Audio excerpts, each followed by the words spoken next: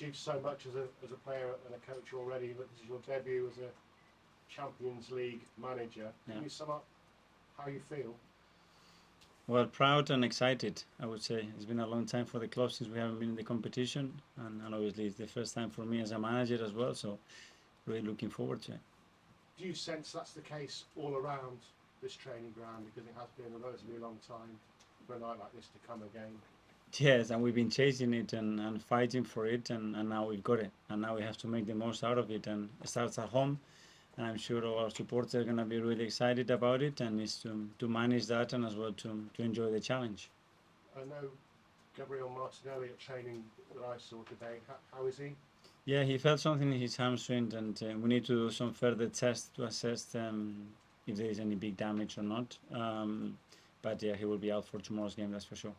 With the North London derby coming up, fast. Yeah. Is he likely to be available for that? It's a possibility. We don't know yet. As I said, we need some more tests and then see what happens. If I was to ask you who was going to start up front or in midfield or in defence, you wouldn't tell me. I asked you who's going to start in goal. Will you tell me? Same answer. Okay, Bradley from Thank you. Hi, Mikel. Hi. Hope you're well. When you see the other groups that some of the other English sides face, maybe Newcastle, are you confident with this Arsenal side that you can progress from this group?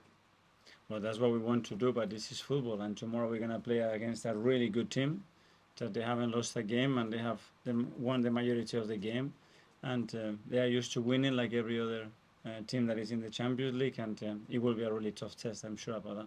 This is quite a relatively young Arsenal squad, and for most of them it will be their first experience of playing in the Champions League.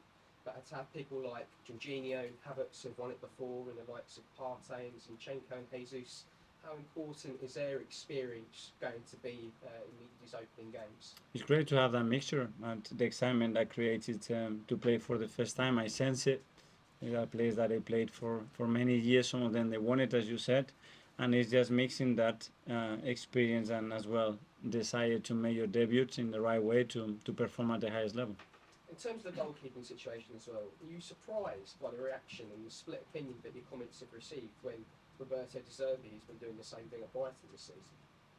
No, because I respect opinions as well, and I understand the questions, and I understand historically what happened, and but for me there is nothing different. We've been doing it for many years. So when Ben was here, we brought Aaron, and I don't see any differences. But it's my job. I have to answer the questions in the best possible way, in the most honest way, and as a manager, my job is to do what I feel, and what I feel that always is the best for the team and for the club, not for Mikel, that's for sure.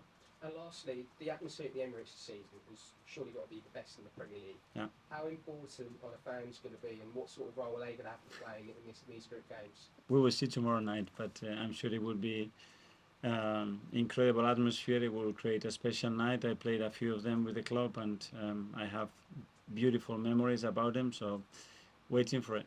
Best of luck tomorrow. Thank you. Eric from TV2 Norway. Yeah, from TV2 Norway. And finally back in the Champions League, can you try to describe the role that Martin Odegaard has had in this rebuilding process of this club? Well, he's our captain, a really important player for us, and a player that has developed, evolved, and been this journey with us together now for a few years. He's been instrumental in everything that we've done, starting for building the culture that we wanted, recruiting the profile and the players with the right specificity to play the way we want to play, and obviously the level that he has performed at in a really consistent way, I think. Ibrahim from BN. Mohamed Nini, the only player remained in the last Champions League campaign. He's back to the training today. He's still young though. He's in a good place. Obviously, it's been a while, and it's been a very significant injury. But I think he's in the last stages of that rehab process. He's been training now for almost 2 weeks with the team, and he's in a good place. And it's always great to have him around. The experience of the player. You have some players won the Champions League, like Havertz. Some of them played before, but most of them for the first time would be played. Like, do you think this will be confused for them, or maybe? I hope no, and we have to treat it like any other game, you know, and we are used to playing top opposition every week in the Premier League, and tomorrow again, we're gonna have a top side fighting against us, and the good thing that we experience that every 3 or 4 days in the Premier League, so it couldn't be any different tomorrow. Okay, Mark from PA.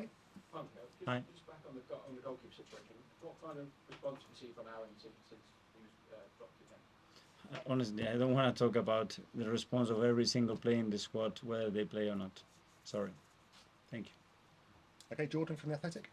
Mikel, Fabio sitting into midfield at Goodison at the weekend after some strong substitute appearances. He looks like a much more confident player the last few weeks. Can you just talk about why we're seeing that now? That was my fault. I said many times, you know, that I haven't played him enough, and he hadn't had enough room in the team, maybe with the competition that we play, to participate more. But we see every day the talent that he's got and what he can bring to the team, and I was really happy with the performance at the weekend. Is that something that you need to now juggle, the Premier League and the Champions League? You spoke about trying to attack all the competitions, but how do you keep players happy and also keep them, you know, give them consistency? Players to be happy, they have to play, and they have to feel important, they have to feel valued, and they have to feel that that we trust them. Is the only way to do it, and I will try to do that in the best possible way, maximizing them to get the best possible performance. That's it. Okay, James from ESPN. Hi, Mikel. Hi. You talked before about the frustration you felt of having to watch this competition, you know, on the TV from the sidelines. Can you tell us about, are there any particular moments from last season or the year before that you watched it and thought, I really wish we were part of it? Every time that I watch it and we weren't there, I felt it. And I think you put pressure on yourself, you know. This club has to be in Champions League, and when I have the job that I had, I feel extremely responsible to try to bring the club to the biggest stages, to the biggest tournament, and then be fighting for them. And it was a process, but we are here, and now we have to make the most out of it. You obviously missed out on it a couple of years ago, right near the end of the Yeah. season. How much of that sort of journey from there to now moving forward? Well, I think it's a learning process always. You know, when you don't achieve what you always have in your hands, you have to take some learnings and some lessons from it. I think we did, and we got better as a team, and we did the right things as well to improve the squad, and now we are here, and I think we fully deserve to be here. Okay, last couple in the live section. Tom from Football London. Hi, Mikel. Hi. Of course, under your tenure at Arsenal, there's been the record against Villarreal, Olympiacos, and Sporting games, which Arsenal are obviously favourites in. Do you feel like you've got something to prove in Europe now this season? Well, every day you have something to prove. At elite sport, that's the thing. Then tomorrow you have to prove. I have to prove that we have prepared the best possible way, you know, and we are giving the players the best possible chance to play as good as we possibly can to win the game. That's the reality in the sport. And it was interesting listening to your thoughts after the game against Everton about the goalkeeper situation. I'm curious to know, what stylistic differences do you see between Ramsdale and Raya that would make you choose one over the other in a different game? It's something that I'm not going to get into it. I don't speak about how different Eddie is to Martinelli, or to Reece Nelson, or to whoever.